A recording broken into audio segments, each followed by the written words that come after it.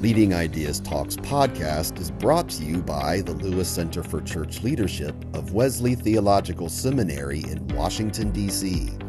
Subscribe free to our weekly e-newsletter, Leading Ideas, at churchleadership.com/leadingideas. Leading Ideas Talks is also brought to you by the Taking Church to the Community Video Toolkit. Explore strategies your congregation can use to reach beyond its walls with worship, community events, ministries, and service. Learn more and watch introductory videos at churchleadership.com/shop. And remember to stay up to date with the latest church leadership strategies and information. Please like and subscribe to this channel and click the bell icon to get updates for new videos. The rapid growth in the percentage of Americans claiming no religious affiliation is drastically reshaping the country's religious and cultural landscape. In this episode, we speak with Dr. Ryan Burge, a leading expert on the nuns, about the characteristics of the growing cohort of Americans who say their religion is nothing in particular. Welcome to Leading Ideas podcast. My name is Ann Michael. I'm a senior consultant with the Lewis Center for Church Leadership of Wesley Theological Seminary in Washington, D.C., and I'm also one of the editors of Leading Ideas e-newsletter, and I am pleased to serve as the host for this episode. We are delighted to have as our guest today Dr. Ryan Burge, who's assistant professor of political science at Eastern Illinois University. He is an academically trained researcher who also happens to be a pastor of an American Baptist church, and as such, he has a special interest, I think, in using data to understand trends in American religious and political life. His work made headlines back in 2018 when he was among the first to observe that the number of people in America who claim no religious affiliation, a group of people sometimes referred to as the nuns, the N-O-N-E-S, was actually surpassing the size of the nation's two largest religious groups, Roman Catholic and Evangelicals, and would in all likelihood soon become the largest religion in America. And in 2021, he released what I consider a groundbreaking book entitled The Nuns, Where They Came From, Who They Are, and Where They're Going. And this spring, the second edition of The Nuns has come to press, and it is a tremendous honor to get to talk with you today, Dr. Burge. Welcome to Leading Ideas Talks. I so much appreciate the opportunity. Yeah. So, your books are crammed full of data and charts and analysis and lots of detail, but today I'd kind of like to focus on some of the major conclusions and takeaway for our audience, which is mostly pastors and other church leaders. And so to begin the conversation, I wondered if you could, in just a few sentences, define the term nuns and describe how this segment of our population has changed in recent years. Yeah, so for me, the nuns are actually three subgroups, atheists, agnostics, and then a group called nothing in particular, which I hope would be the biggest takeaway from the book is the importance of the nothing in particular as a type of nun. So if we put 5 nuns in a room, one would be an atheist, one would be agnostic, and 3 would be nothing in particular. So most nuns are not atheist agnostic. They're nothing in particular.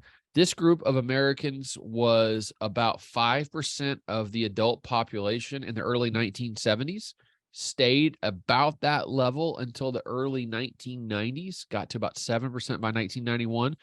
And then from that point forward, we've seen sort of an exponential rise in the share of Americans who have no religion. I call it a hockey stick. Look at the graph. It looks like a hockey stick. It goes flat from the 70s to the early 90s. And then from that point forward, it just goes up and up and up.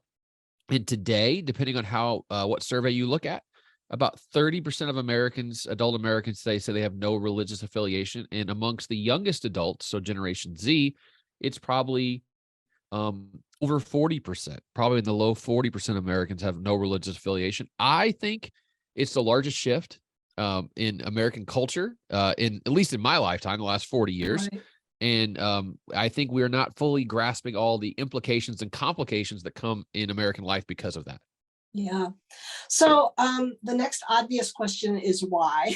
And that's really what you examine in your book. And you look at a whole wide range of factors that have possibly played a role, secularization, the rise of the internet, social isolation, changing family structures. But the one thing that really jumped off the page for me was your statement, and I quote, "The best and clearest explanation for the rapid rise of religious disaffiliation can be traced back to the recent political history of the United States."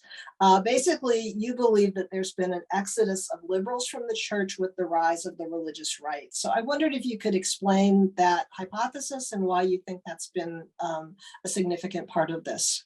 Yeah. So this is something that sociologists have looked at now for about 20 years or so. So I'm not the first one to kind of like say, oh, it's all politics. There's a great piece by Houghton Fisher that came out in 2002 that sort of made this claim. And this is like when the nuns were a lot smaller than they are today, only about 10% versus 30% today.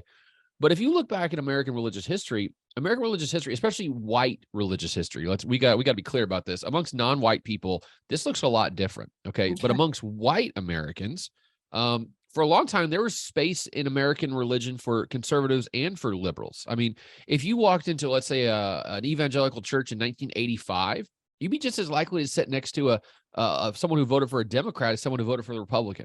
It's the same is true in a mainline church. It's like a United Methodist church, an Episcopalian church, or even a Catholic church. The pews were very divided in the 1980s. There were Democrats and Republicans. And what we've seen really is sort of a homogenization process where white religion has become overwhelmingly Republican, and now there is not a lot of space. There is no large liberal denomination in America that even comes close to matching the size and the scope and the power of, let's say, the Southern Baptist Convention. Southern Baptist Convention is 15, 16 million people. 75% of them voted for Donald Trump in 2020. The counterbalance is the Episcopal Church. The Episcopal Church has about 2.5 million members, but only about 500,000 go to church every Sunday. And about 2/3 of them voted for Joe Biden in 2020. So, even in terms of scope and scale, there is no large liberal white tradition, Protestant or Catholic even. Catholics are becoming more conservative over time. And I think what's happened is a lot of moderates and even liberal white Protestants and Catholics thought, I don't want to be in an environment where we talk about things like quote unquote traditional family values all the time. I want to be in a situation where I, can hear things that I want to hear. They don't have those options anymore. And so a lot of people just said, you know what, I'll just stay home on Sunday because it's easier to stay in my bed than go hear something I don't want to hear week in and week out. Yeah, as somebody who goes to a progressive church, I one of the things that surprises me is that my own children who are in their 30s, they think of church as conservative, even though that's not the church that they grew up in. But what they hear on the news and the way they hear church talked about in American cultural life, they somehow, they have conflated church with conservative, even though that's not true in every church. Oh, absolutely. I mean, there are pockets of liberalism, but I will say those pockets are almost always confined to urban and suburban areas. I mean, if you go to rural America, my county, I live in Jefferson County, Illinois, which is about 40,000 people or so in rural downstate Illinois. There are a total of 4 mainline churches in my entire county. Mine has 10 people on a good Sunday, American Baptist Church. The Episcopals don't even meet anymore because they can't find a priest. The ELCA, Evangelical Lutheran Church of America, and the PCUSA actually had to join together in the same building because they couldn't afford separate buildings anymore. And I think combined, they have 50 or 75 people in both services on a Sunday morning. And then there's the United Methodist. And there's a couple hundred people, and they're a prominent, wealthy congregation downtown.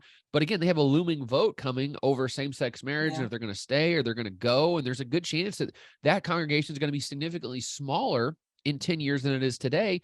So there might be a scenario in 10 years in my county, there might be one functioning mainline church in a county of 40,000 people when there are probably 100, if not more, non-denominational evangelicals or Southern Baptists or Pentecostals or charismatic churches. So in rural America, we've seen the decimation of moderate or liberal religious organizations. And so for a lot of people who are of those persuasions, who don't mind Jesus and actually don't really care about the idea, they don't think it's bad, they have no place to go. And for them, nuns is the best place to be because honestly, it requires less work than being part of a congregation and having to put up with people. So, yeah. So I think a lot of us have in our mind's eye kind of a stereotypical idea of what a nun looks like, right? So we think of a millennial hipster, young, white, reasonably well educated, more likely a guy than a girl, right?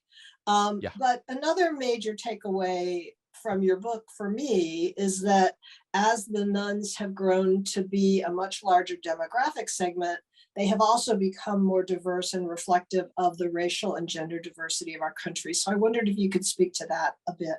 Yeah. So I think you actually described, I think, the textbook Atheist, which is like a Okay. white, upper educated, upper class, white Mhm. guy, living in an urban or suburban area. Like that's a textbook atheist. Atheists are 60% men and 40% women. They're actually the most gender imbalanced religious quote unquote group in America today. Mhm.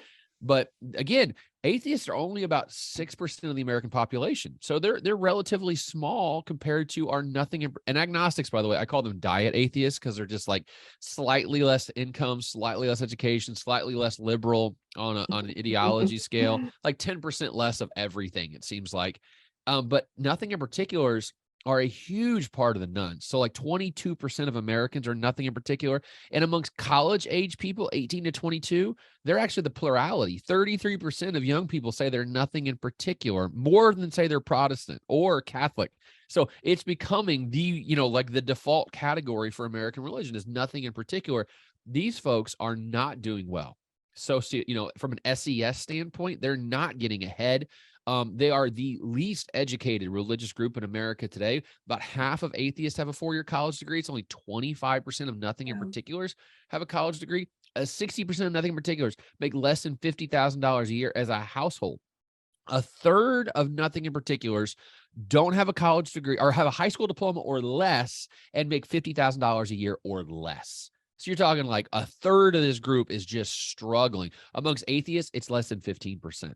So, Mhm. from a societal standpoint, the nothing in particulars are the group. And I talk to reporters all the time about this group, trying to get them to write more about this group because I think they're really important about for the future of American democracy and religion. The problem is they go, well, how do I find one? And that's the problem. Like they're everywhere, but they're nowhere at the same time in terms, they Yeah. don't have like atheists. I don't, from a social science standpoint, I don't worry about atheists. They're doing fine educationally, economically, societally, culturally, and they're actually doing a lot of political advocacy. Nothing in particular do none of that. Educationally, they're falling behind. Income-wise, they're falling behind. And they don't put up yard signs, political yard signs. They don't go to political meetings. They feel left out, left behind, lost, unmoored, disconnected from the larger society. And I think that is a lot more problematic from a democratic standpoint, little democratic standpoint, because they feel like society does not work for them. And Yeah. that leads to a lot of bad outcomes. But it's also important from an evangelism and outreach perspective for churches, because I think your point that this is a segment of the population that is struggling economically, but also very isolated socially. You have defined this as the biggest potential mission field for the American church, but they're people that have certain needs that the church could help with. And so, I mean, it's kind of the good news, bad news thing, but I do appreciate the clarity that you've brought to understanding that. Another thing that was so interesting to me in your analysis is, you've identified that atheists and agnostics are a pretty small segment of the religiously disaffiliated. They're people who have a somewhat well thought out religious worldview, but these nothing in particular people don't necessarily. And one of the facts in your book that just kind of blew me away was that you say that 15% of these folks who say their religion is nothing in particular actually attend religious services at least once a month. I mean, that's a higher rate of attendance than half the people in my church. So what's that about? Yeah, I think it's because they're not. So we think about there's a great book called Secular Surge that came out by Campbell Lehman Green. It's an academic book, but they make this really interesting point. There's a huge difference between being secular and being non-religious, right? So Mhm. secular people are people who have taken and thrown off the religious worldview, right? So they don't think Mhm. spiritual things are the answer to questions, and they don't look for guidance from above, things like that. They look for science and reason and logic. They've gotten rid of that and replaced it with something else. Non-religious people have gotten rid of that religious food, but have not replaced it with something else. They are defined by what they're not by what they are. And I think these nothing in particulars are a group who are defined by what they've gotten rid of, but they're not antagonistic towards religion, right? They're antagonistic towards, I think, a lot of institutions in American society, and religion just happens to be an institution like banks or big business or politics or whatever.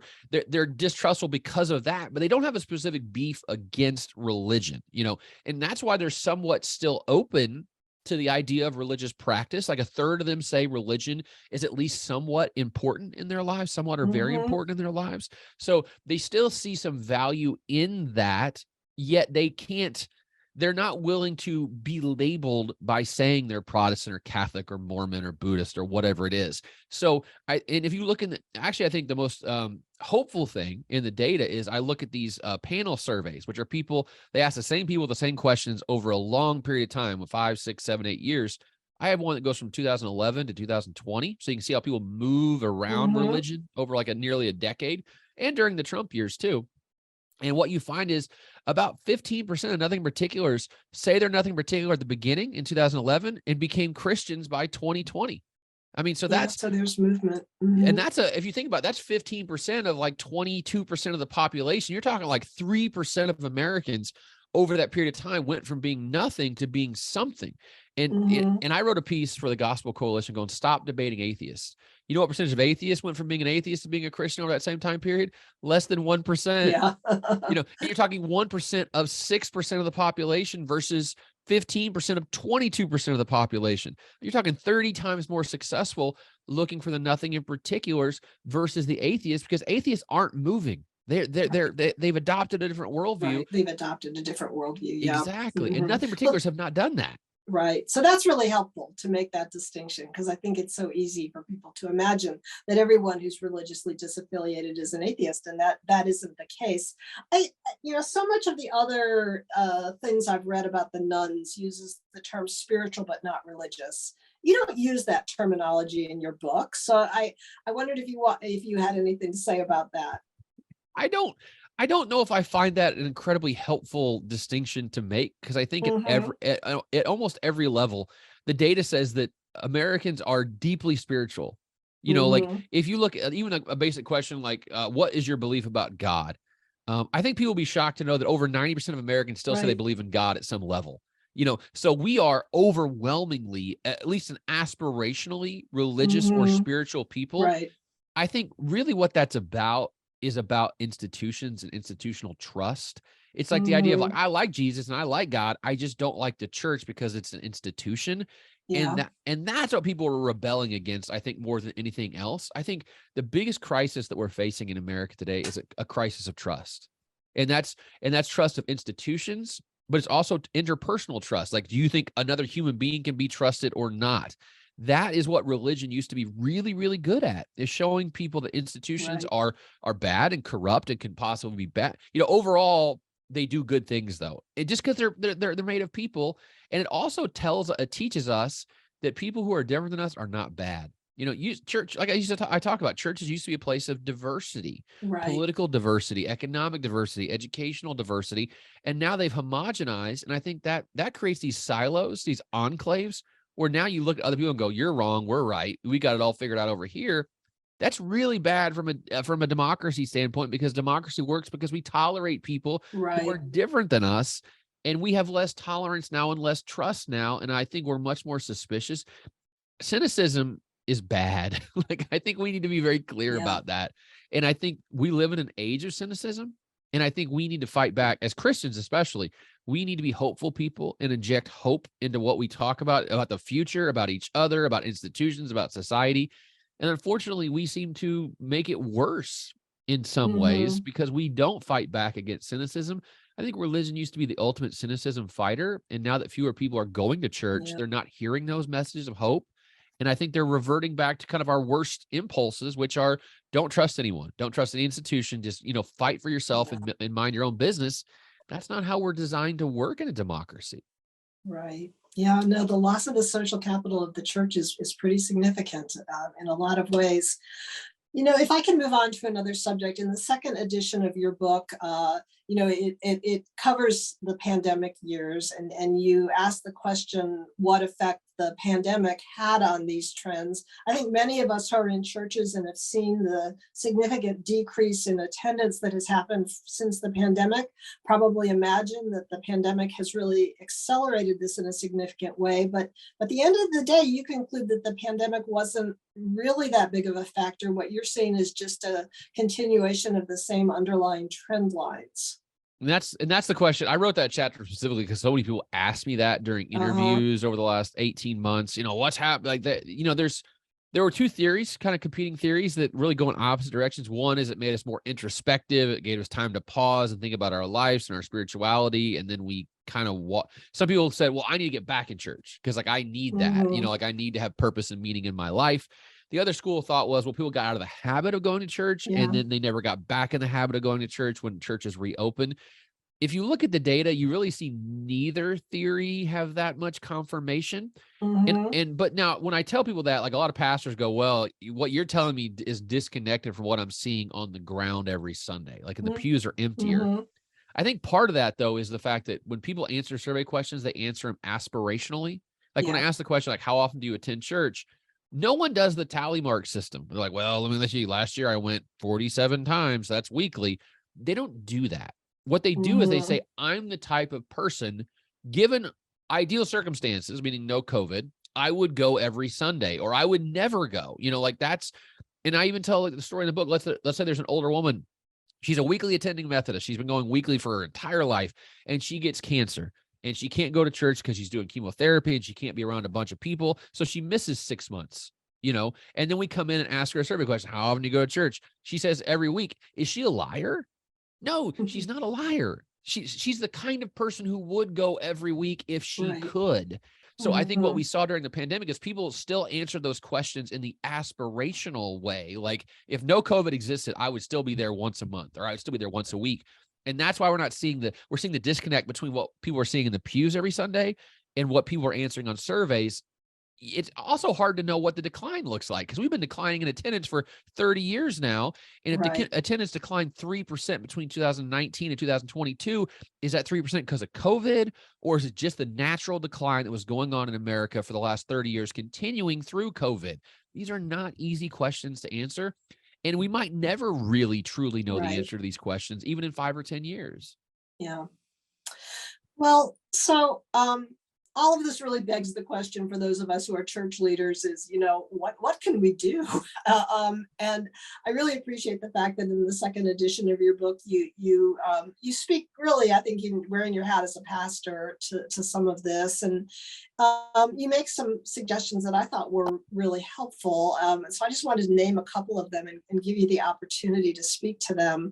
One suggestion you make is that churches really need to listen to the stories of those who have moved on from the church, and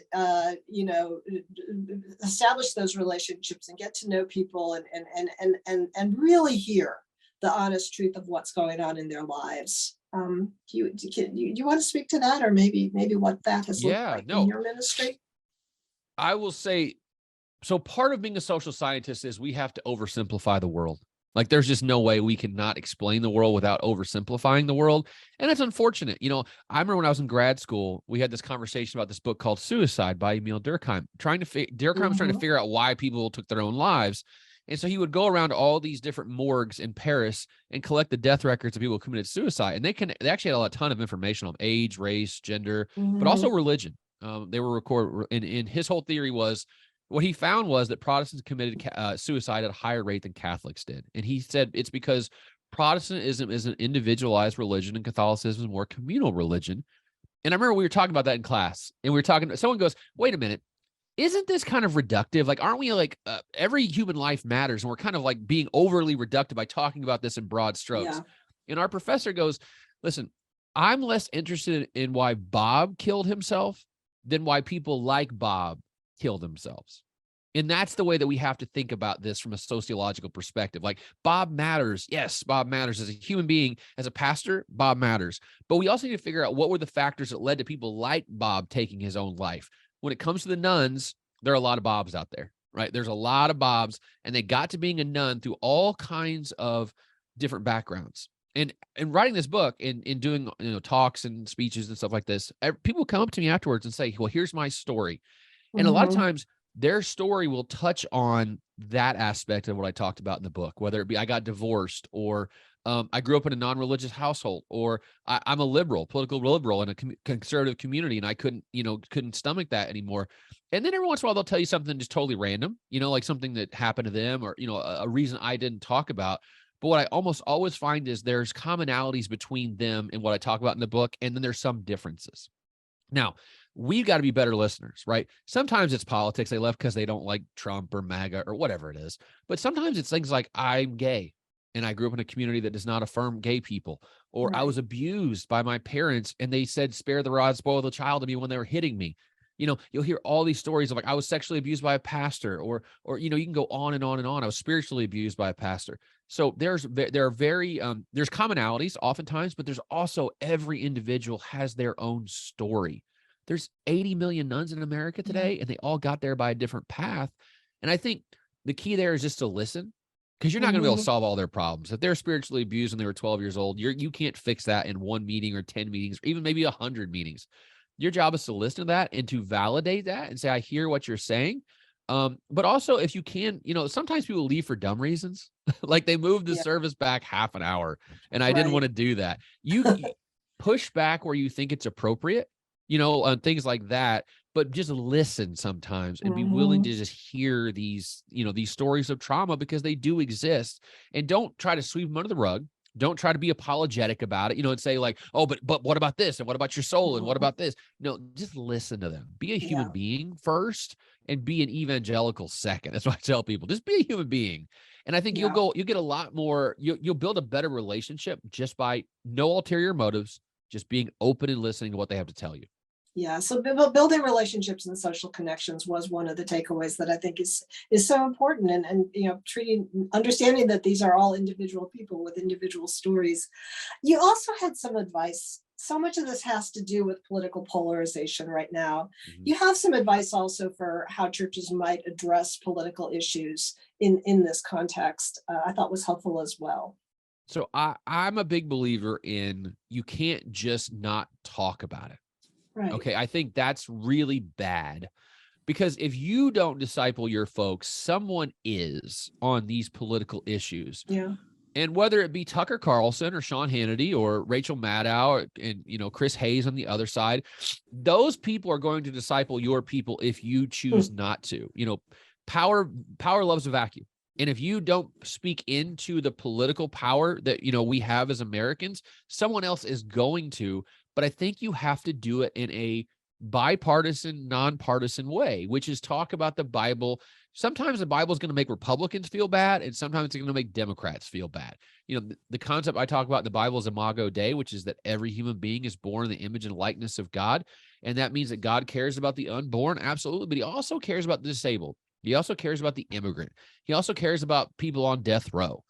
Every human being is born in the image and likeness of God. And I think if we can we can use theology and say you should look at politics through a theological lens, you're going to get a lot farther, and you're going to get a lot more respect from your people too, because it's going to force them to think about their political ideology. And it's going to make here's what I hate. When people go on Facebook, especially pastors love to be on Facebook. I don't really know why. They almost always give it to one party and not the other party. Stop doing that. If you're going to be political, you need to be equally critical of both sides, or avoid it entirely. Michael Jordan was asked one time, why are you not more political? And he said, because Republicans buy sneakers too. Republicans need Jesus, and so do Democrats. If you only put it on one party, what you're saying to the other people is saying you don't belong here. You're not welcome here. And I don't think churches should be trying to cut down their addressable market by doing that. They should make it as wide and as expansive as possible. And yet pastors tend to not do that. So it's a tough situation. It's hard to talk about politics in the pulpit, but we have to. I think it's our mandate as pastors to try to speak into the lives of our people about politics in a neutral, objective, bipartisan, nonpartisan way. Yeah, no, thank you for saying that, because so many of my students think the best thing is to just, if they get any pushback at all on politics, is to just clamp up and never talk about it. And that's not our calling. So I really appreciate what you have to say about that. To draw this to a close, I have to say, I don't know if anyone has ever told you that the end of your book brought them to tears, but the end of your book literally brought me to tears. And so I thought I might close by just quoting the last few sentences of your book, because I found it so poignant. You say, the winds of secularization and polarization are swirling like never before. Most of the seeds we sow are going to fall on rocky soil, never to reap a harvest.